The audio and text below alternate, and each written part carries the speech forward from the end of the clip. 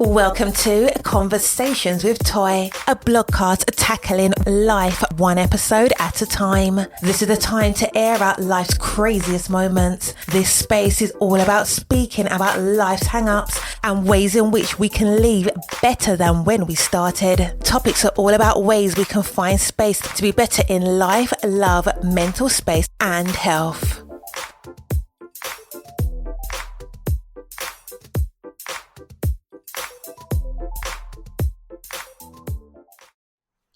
Happy Friday. I hope that you have had the most amazing week. Listen, parents, I know that this is probably one of those weeks that have tried and tested you beyond measure.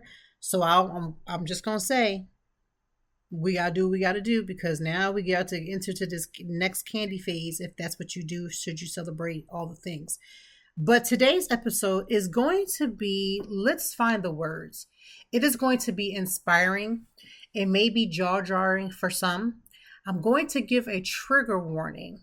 I am going to give a trigger warning for this particular episode only because we're talking about children with a child that has been taken from their mother. We're going to be having conversations about family court. And I know, because I've dealt with family court in personal situations as well as like professionally, that anytime you're dealing with anything that has to do with children and family court, it is not the easiest thing to talk about, to be so vulnerable about. So again, I'm going to preface that I am putting a trigger warning on this episode so that you are aware. However, even with the trigger warning, be very clear. I want you to listen. I want you to hear this mother's story.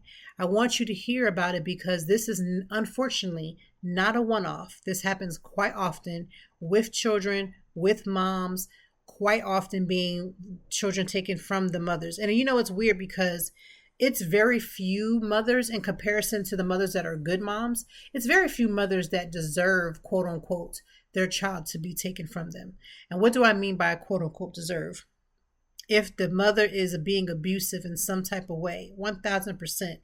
But most of the time, it's going to come from some type of interaction with the father of the child. Now, before we continue this conversation, that does not mean that all men and all fathers are a no account father. That does not mean that all fathers are the type of person that will then walk away from a family. All I will say is that if there's ever usually a walk away, it will be from the father. For whatever reason, the interaction between the mother, if that mother's relationship or the woman's relationship with the father isn't okay, then the children's relationship with the father and or mother could not be okay. So again, we may not agree with everything. You may hear some things today and you may not be in agreement, and that's okay. But what I will say is this. The story that we're about to listen to today is worth a listen. That's first of all. And number two, please don't even begin to think that this is a one-off situation where these things do not happen, because I can almost assure you that they do. Number three, you want to learn a little bit more. You want to see it visually, because some of y'all don't believe until you see it. Just go on TikTok and research this. You'll see it. You'll see the stories of other women who have gone through the very same thing that Hope Rose has gone through. Now, before we get into Hope Rose's conversation with her, because it is a powerful one, and again, trigger warning, because y'all can't be coming on here saying, I didn't know, you didn't warn me. I am warning you. But the other thing that I want to talk about is just how the week has been.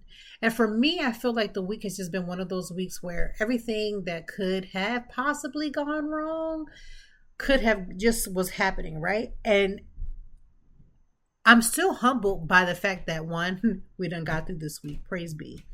Number two, the things that I did have going on that have been like a little bit of struggle has had me have to take a step back or made me have to think a little bit more, or whatever the case has been.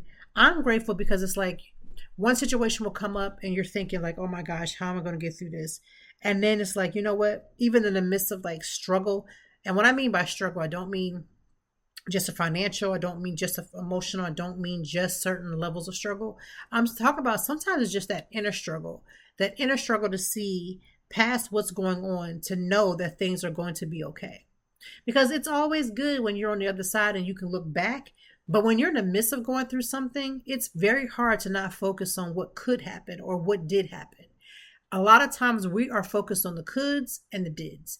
This happened, so this is what causes. This could have been different had this not happened. And so, listen, if you are listening to the sound of my voice, you have done something that a lot of people haven't or don't see themselves doing, and that's just getting through. And I get it. We don't have to live just for the get through. We want to live in life abundant and have this abundant life. But sometimes it just be that way. Sometimes life be lifing.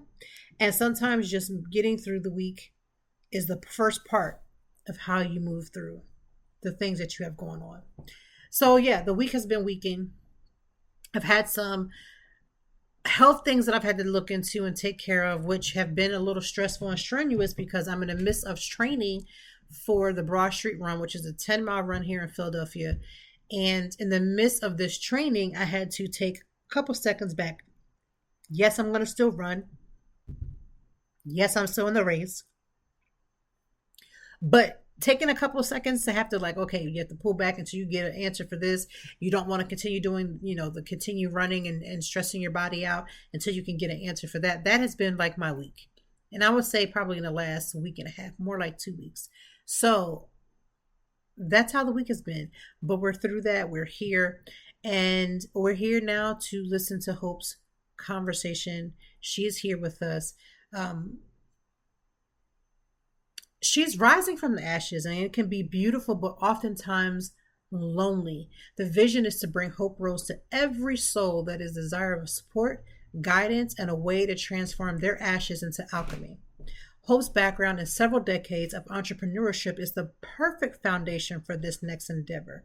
A previous sponsored ultra endurance athlete, a self-published author of a health and wellness book, and she has been featured in many publications such as NBC Nightly News, The Today Show, and more. Hope is excited to birth the next chapter of her life and serve and support as many souls as possible. And after you listen to what she has to say, you'll understand that even more. So without any further ado, I want to welcome Hope to the show. And I want you to make sure that you lean into this conversation because, again, although you may be somewhat removed from the situation, we don't want to ever get into humanity where we're so removed from other people's situations that we lack the empathy and understanding of other people's situations. So let's welcome Hope and let's hear her story.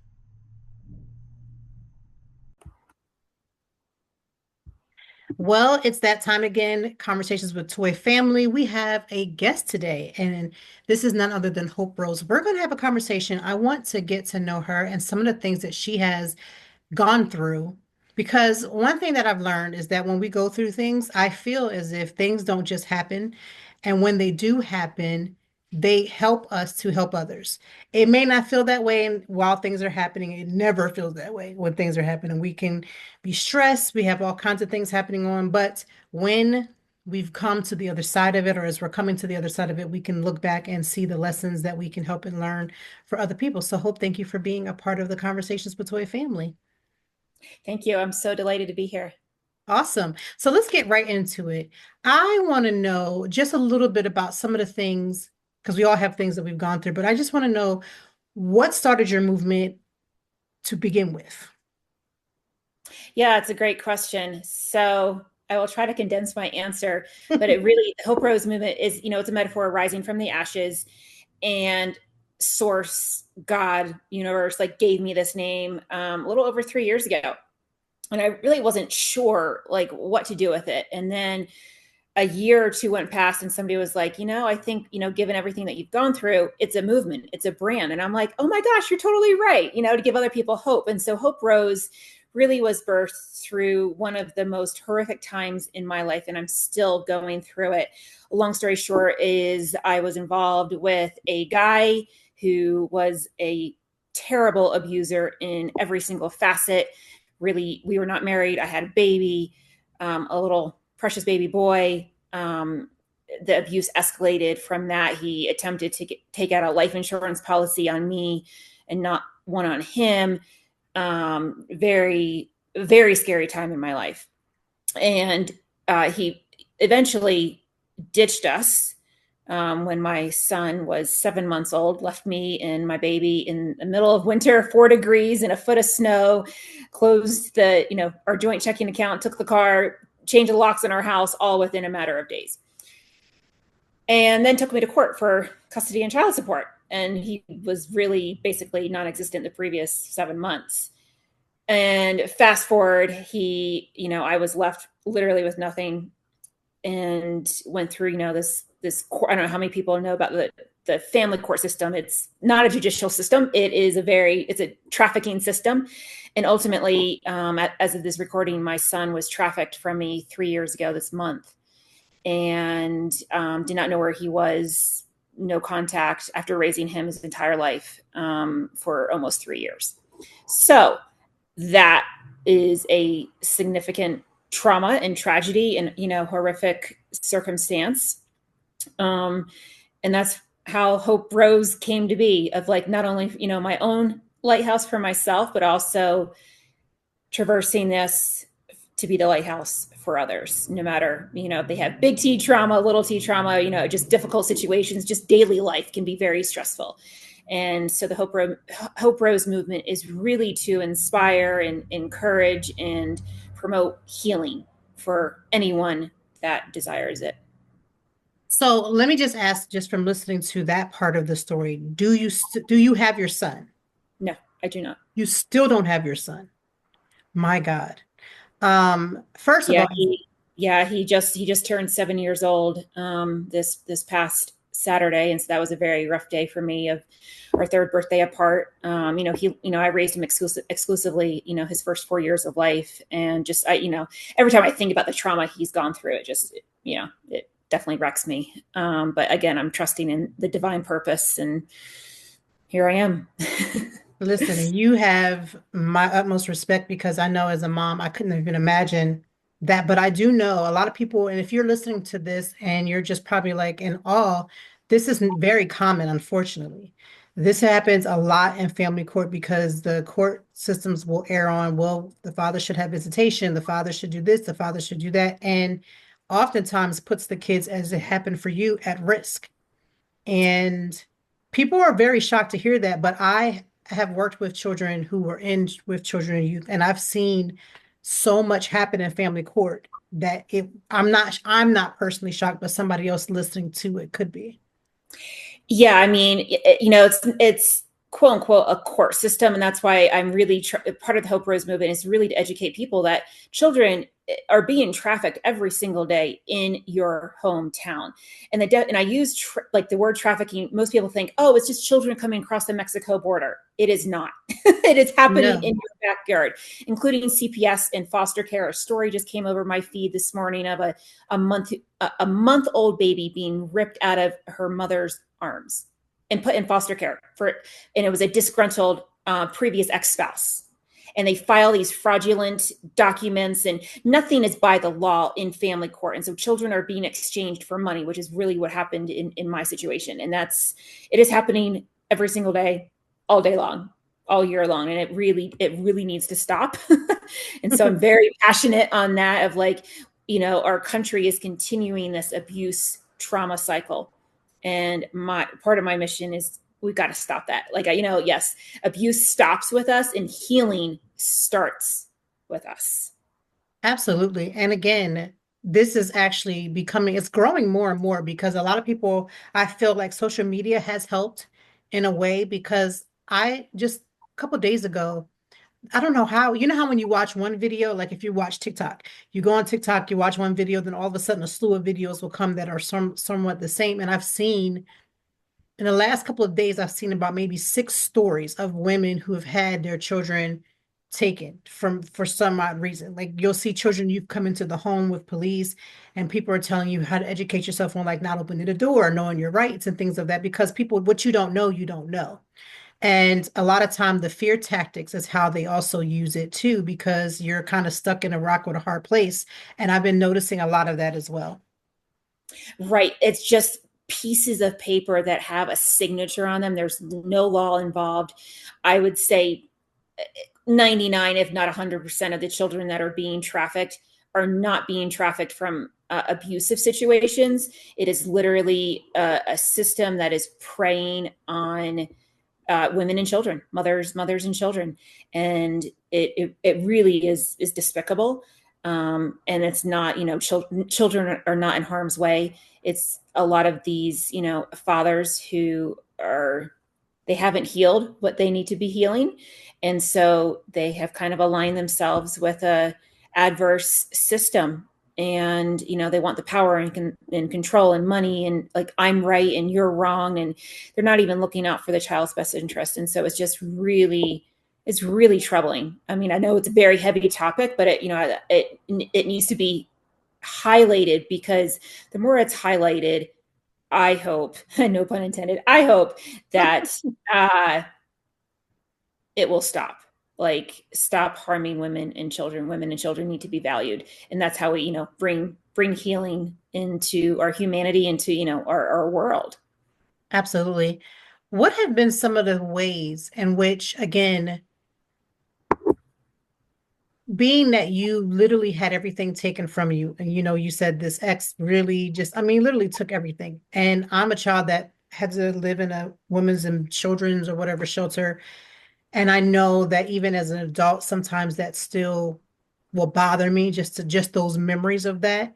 And how do you take care of you? Because again, one, you never stop being a mother, and your heart is going to always wait for that moment. And I'm going to sit and pray that reunification happens. But what are you doing? How are you taking care of you in the midst? Because like you said, you've had so many things where you've pushed through, but you're still currently going through. So how are you handling all that?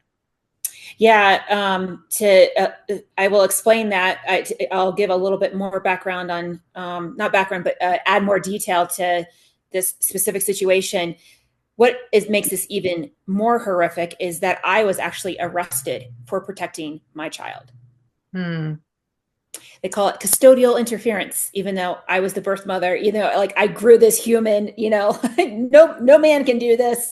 They can't, right. So, I'm like, my background is, I was a sponsored ultra endurance athlete, always in the health and wellness space, very natural, organic mother. And so being thrown in jail, let me just tell you, was a very dark experience of my life. Like, literally, I've had everything taken from me multiple times. And so I kind of highlight that too, because when I came out of jail, and that, I mean, just, I can't even, begin to describe what that experience was like. I don't even have like a traffic ticket on my record. And so I was the light to those women in that, like, jail cell. And those women did not want me to leave. And so that kind of was the start of Hope Rose, even though I wouldn't have even called it at that point. And so, after I was released, I really called in energetically of just how much I've poured into the world previously. It really started to come back to me. And I have received so much healing that really encouraged me to keep on, like, my self-care. And so self-care, like, external, is top notch. Like, I am very good on that. I'm like, I got that going for me. And so, getting out in nature was really, like, currently I live in a cold climate. So winters are tough on me, but in the summers of, like, really being out in nature is one of my absolute staples. Yoga, weightlifting, Pilates, really clean, organic nutrition. Yeah, I mean, I don't own a TV. I don't have any streaming services. So I do a lot of jigsaw puzzles. Okay. And to even, this is one tip for the listener too, is like, to rewire your brain, you want to do something different. And it doesn't mean, like, it doesn't have to be extraordinary. It can be as simple as doing a jigsaw puzzle with your non-dominant hand upside down, which is what I do. And it just, now I'm so used. It's funny because I just have a puzzle out all the time. And so I'm looking at it as we are speaking. And I'm so used to doing it with my left hand now that I can't even, like, I use my right and I'm like, what am I doing? So I might need to switch back. But yeah, doing something different is a self-care thing of, like, using your non-dominant hand, leading with your non-dominant foot when you go to walk. That really takes your brain of, like, oh, I always lead with my right foot or my left foot, and, like, doing something different. And so self-care, I have a very dedicated neurofeedback at home practice. It's a device called Mendy. Okay. And I think this morning it's for 10 minutes every morning. It's like a little headband, and there's an app on your phone that you follow this little ball for 10 minutes. And I believe this morning it was like 527 days in a row that I've done this. And because I've experienced so much trauma and CPTSD, this really helps rewire it. And so that's why I've really kept diligent on doing this every single morning. I also journal every morning. It used to be 3 pages. Now I'm more like at 2. And then I bookend every night with at least 1 page. And I, always write more if I, feel so led. But journaling, writing is one of my go-tos. It's just like, I look forward to those times every day. Like I just pour my soul out. It's like, my friend, or writing a letter to my younger self, or like just whatever is, coming up that is extremely beneficial for me. I choose not to drink. I don't drink coffee or alcohol just by choice.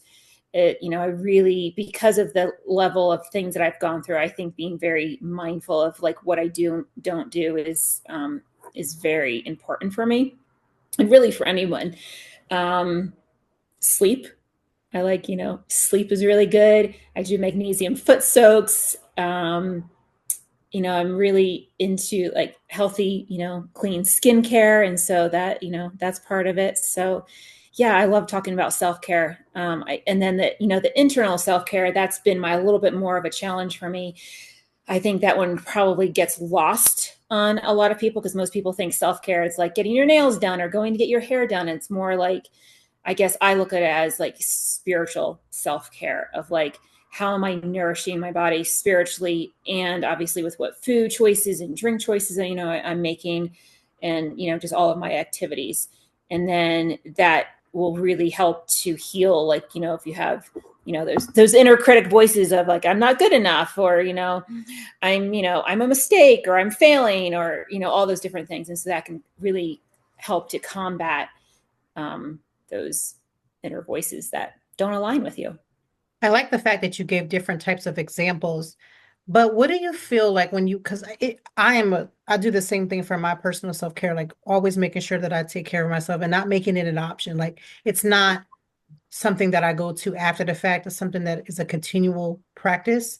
But what is your thoughts when you hear people say, well, it doesn't, self-care is just a word, or self-care is just a new thing that people are using? Because I've heard that when I try to encourage people to practice it often.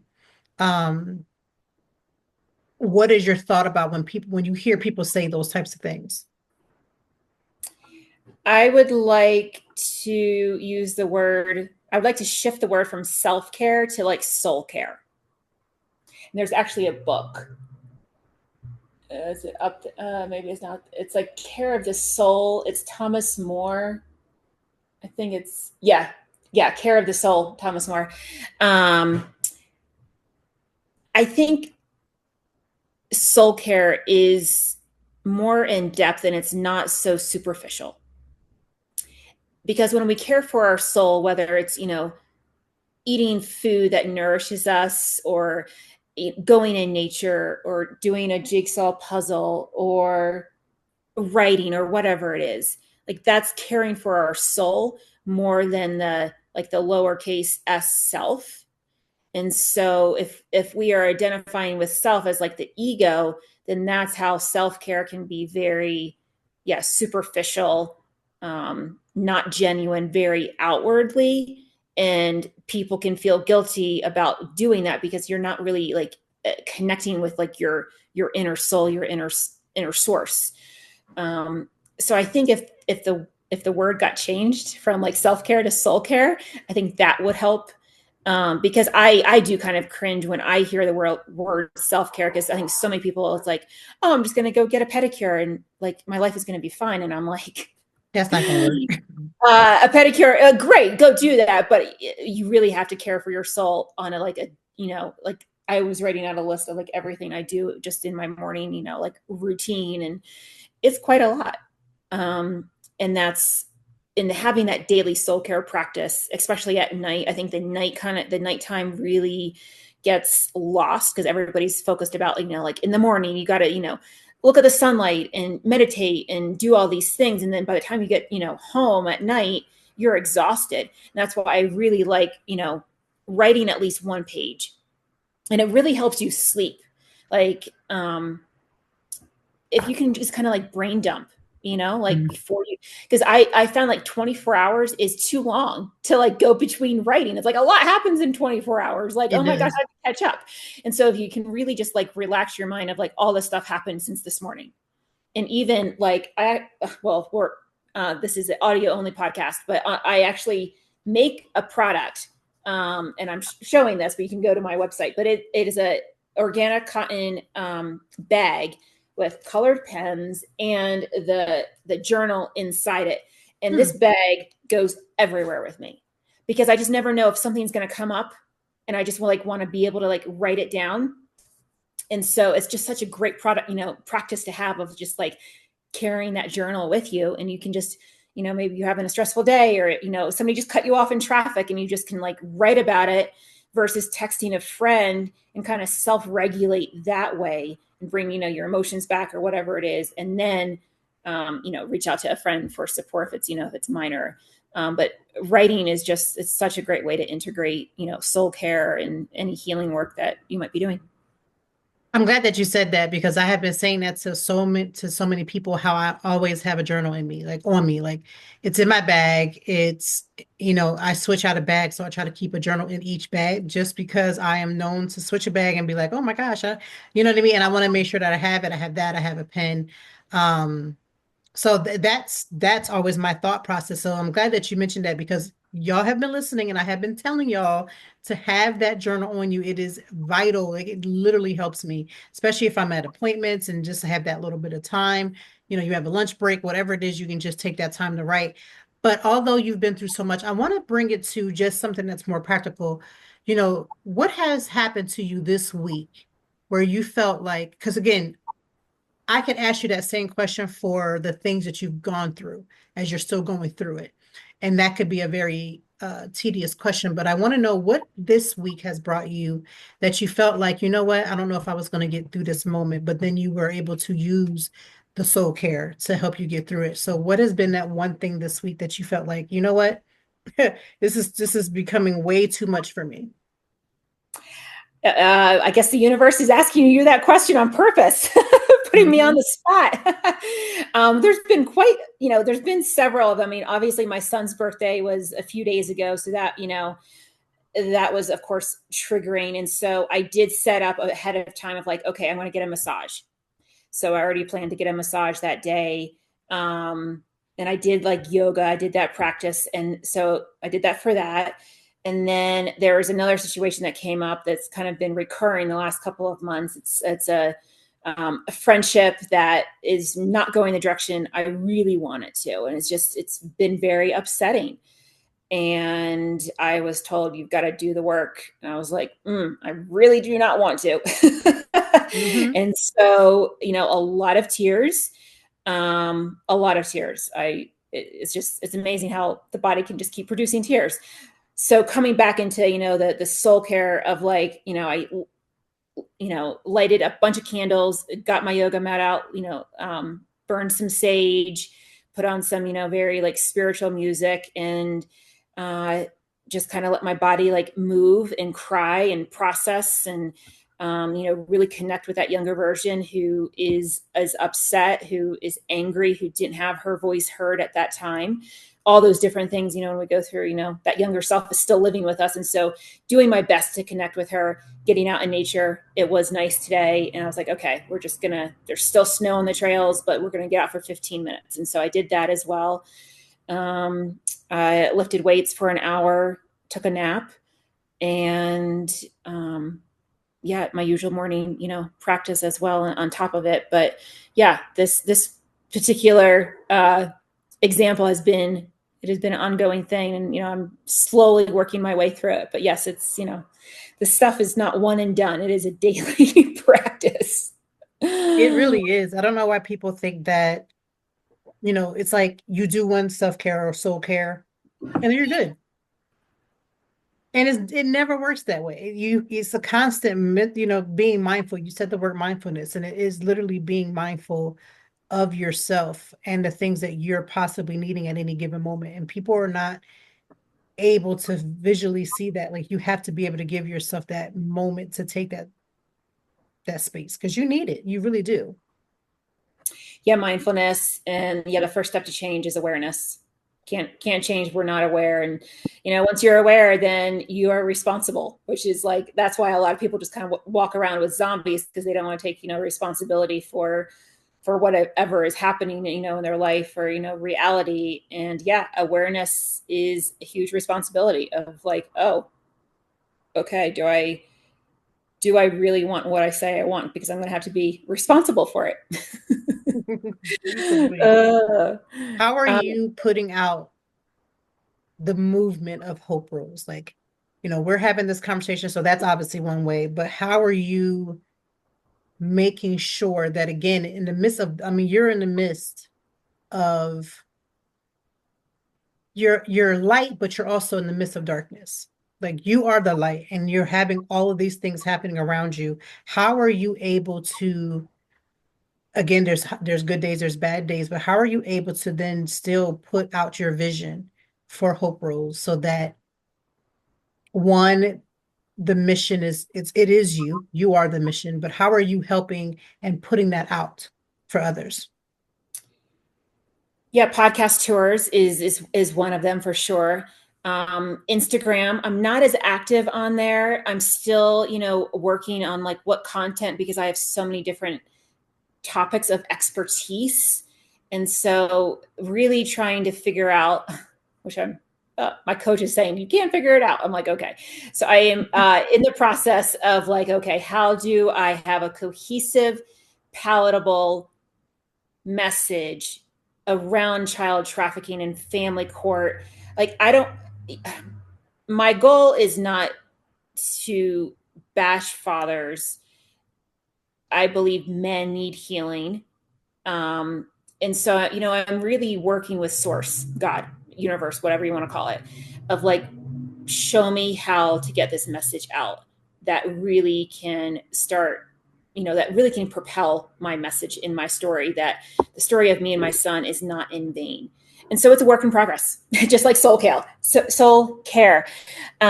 podcast tours, social media, connections, networking of just, people are like, oh, I have somebody to connect you with, like, here, let's connect you. So doing that, and, working on some of, my business ventures that will further lead my resources to expand the Hope Rose movement. I do have an athletic project. It's in the works, no date set yet, but that will also further, in a very large scale, to get the message out. If you had a parent, mother, let's say possibly a father, who was in any of the stages that you were in, whether it was the abuse portion, because sometimes people don't recognize abuse as abuse. A lot of times people don't recognize the abuse when it's happening as abuse, or, even with your, the traumatic situation with your son. If you had someone, because sometimes when we're going through things, we get to see ourselves as we are evolving, but we don't have another version of ourselves while we're in the midst of it. So if there was a person that was listening to this and they're saying to themselves, I don't feel heard, or I'm struggling to see what's happening, and I'm struggling to figure this out, what would be your message or messaging that you would want them to know?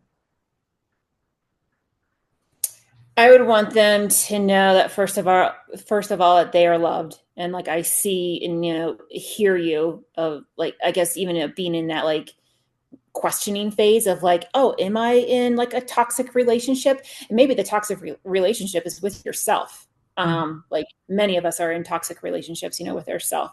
And if it is, in a domestic partnership, husband, wife, mother, father dynamic, what are you feeling in that relationship, and what really do you need? Because most people don't come into relationships um, healed, we usually, kind of attract from like our wounded parts, wounded self from, and that's how we, connect with each other.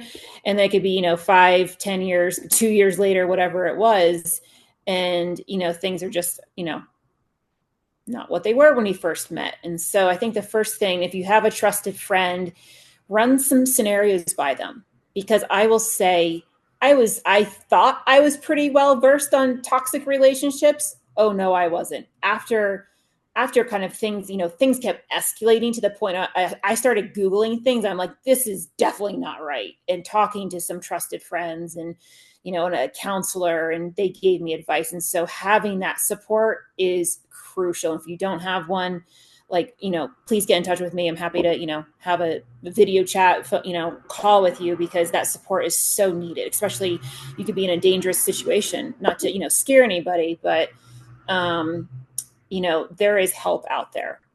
So if you're questioning, wondering, get support as soon as possible, just to be like, is this normal? Should this be happening?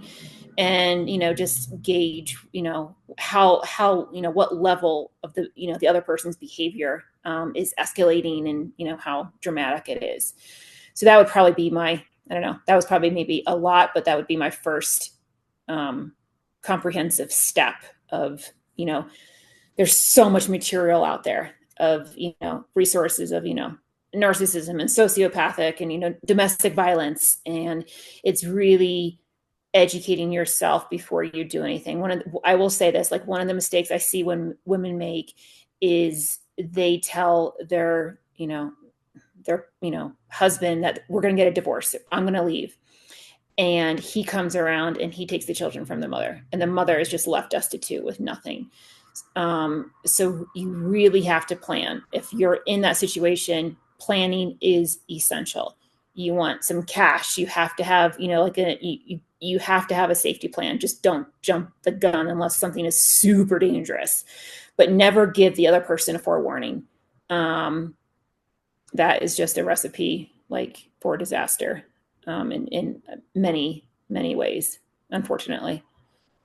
Yes, I was taught that. I was taught if you ever have to leave, you never don't say like, I'm leaving you tomorrow, or by the time you go to work, I'm going to be gone. Like, never say anything. Like, don't keep everything as normal as, quote unquote, normal as possible, so that there's no way of them being able to track you, like track your progress and see what you're doing. Have copies of everything that you need, especially when it comes to certain paperwork and documents, because oftentimes we don't think about that until the midst of something, and we need something later on, and we don't have the copies of certain things. And so having cash, even, someone that you really, really trust, having your mail start to go to someone else's, like, just start that process of protecting yourself, and especially protecting your family, because unfortunately it does come down to sometimes having to do that.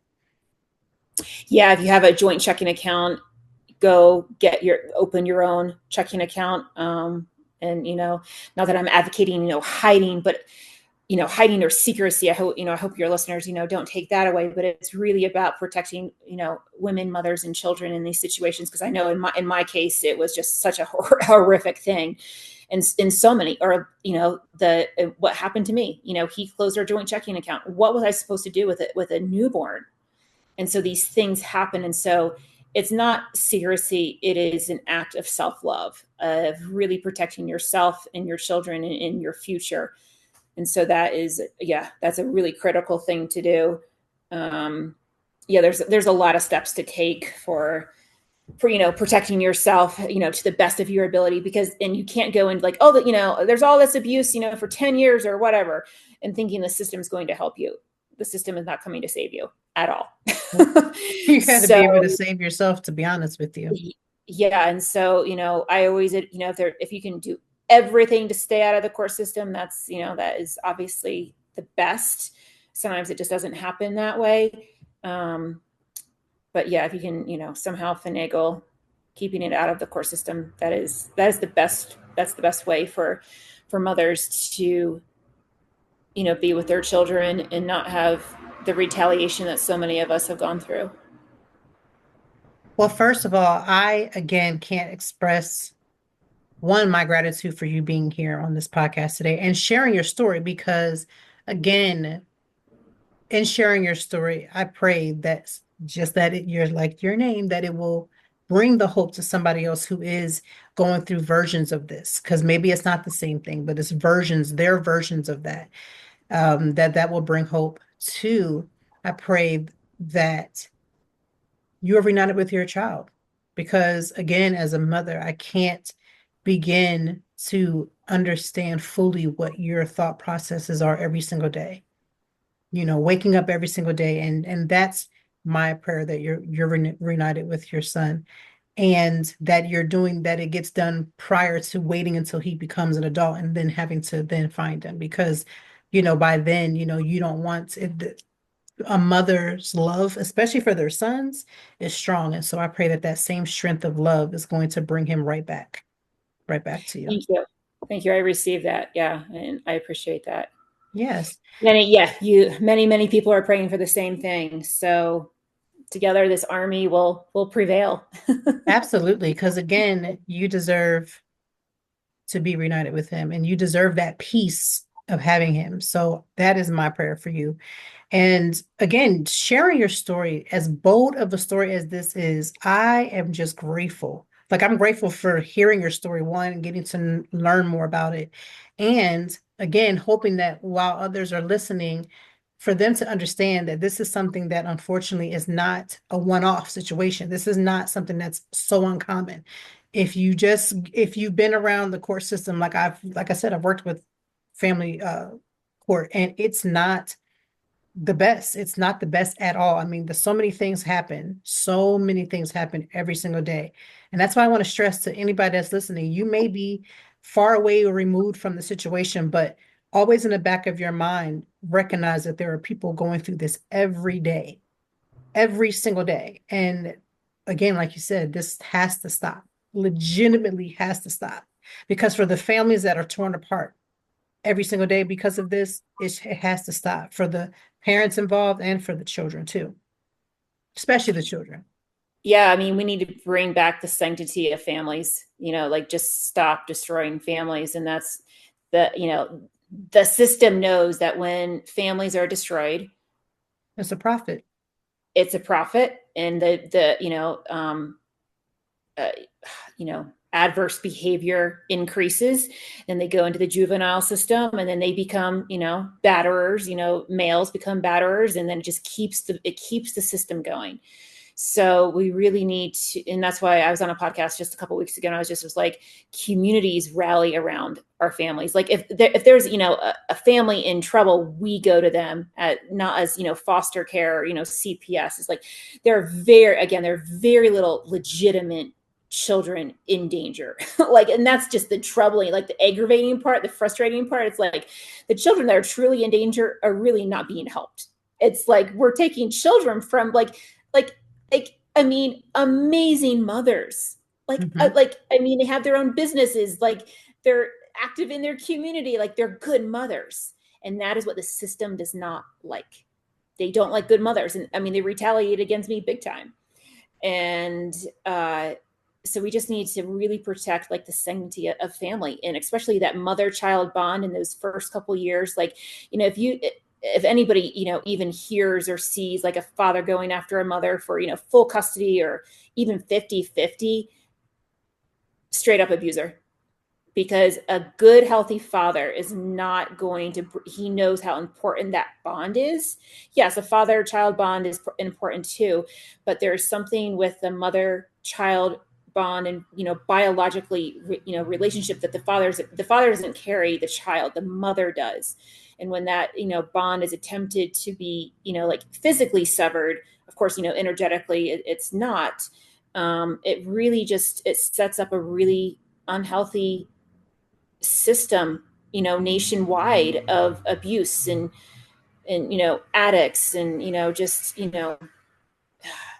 grades, and I mean so much, developmental delays, trouble in school. Like, the majority of the fathers that are doing this are hurting our kids. It's not about, who's right and a 50-50 and we're just going to cut the child and, down the middle and be like, okay, yes, it's, we're good. No, like a healthy parent doesn't do that. And so that is definitely a red flag. People can start looking on their social media. That's a really good awareness of just like, if you see someone really vindictive against the mother, and like trying to, take the child away from the mother in a variety of circumstances, that is an abusive situation. Agreed. Well, thank you so much for your time and thank you for sharing your story. I'm going to make sure that we put some resources in the show notes so that if you are experiencing any level of any of these things that we discussed today, that you can get some help as well.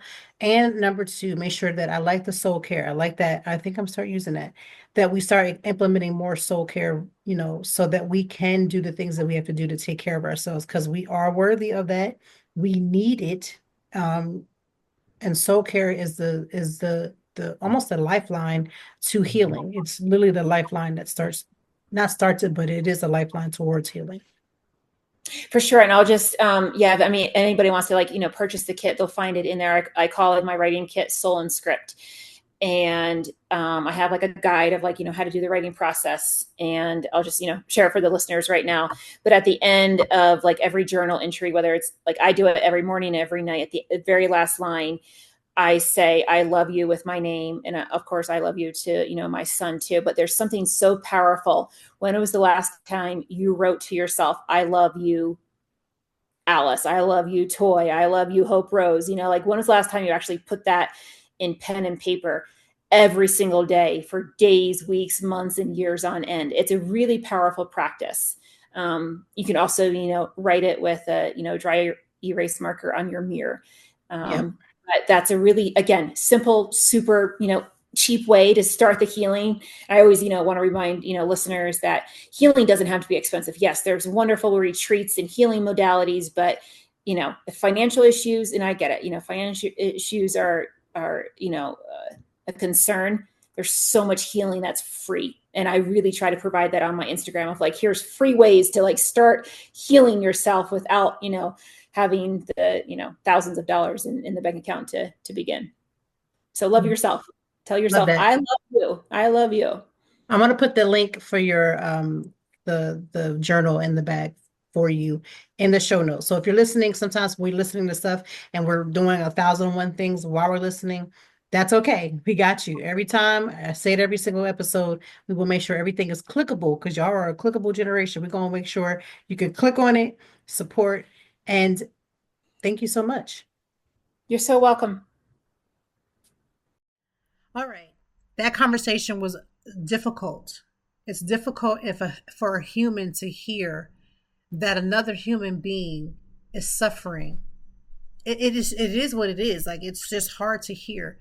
But I believe that sometimes when hard things happen and we're listening to somebody else's story, I want us to make sure that we tap into the humanity of understanding and putting empathy. Like you may not fully ever understand her story.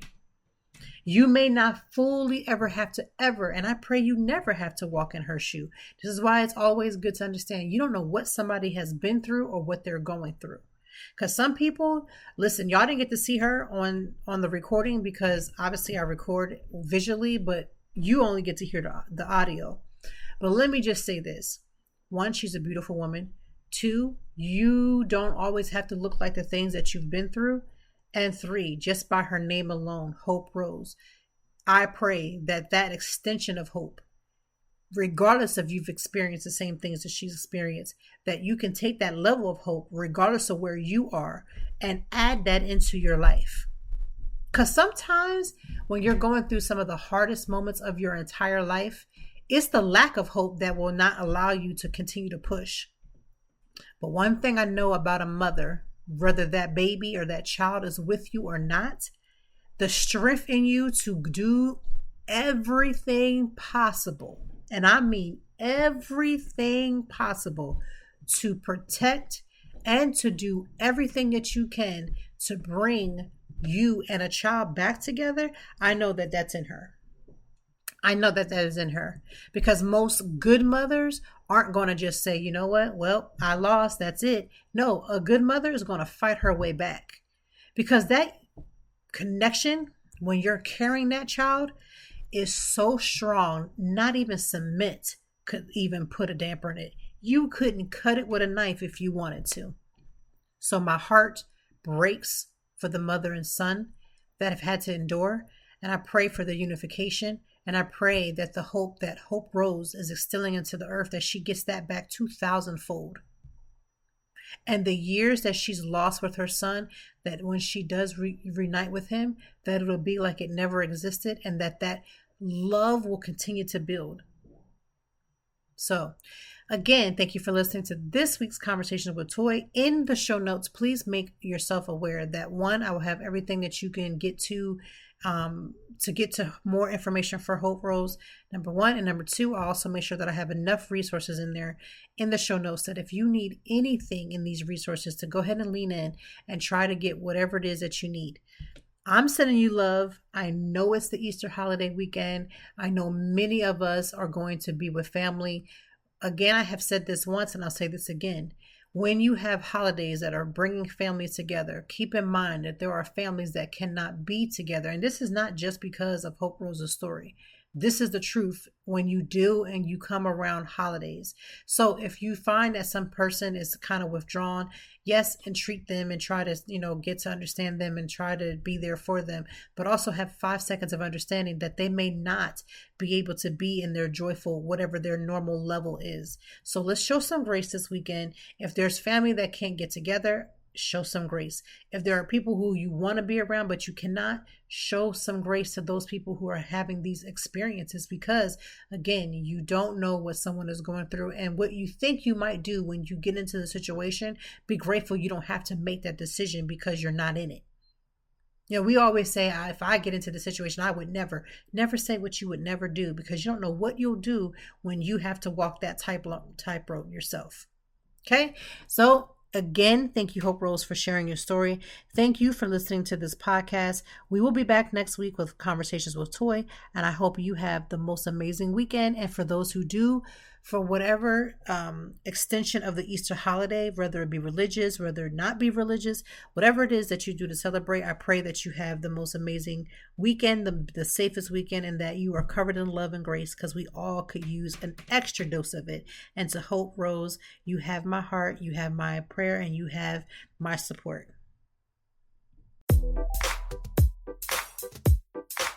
Thank you as always for joining me, and I know that even in the deepest or joyful conversations, that there's something we can learn and apply. Until next time, I hope that you are doing better. If not, we will be back to talk some more and handle it. Peace to you and yours. Stay grounded.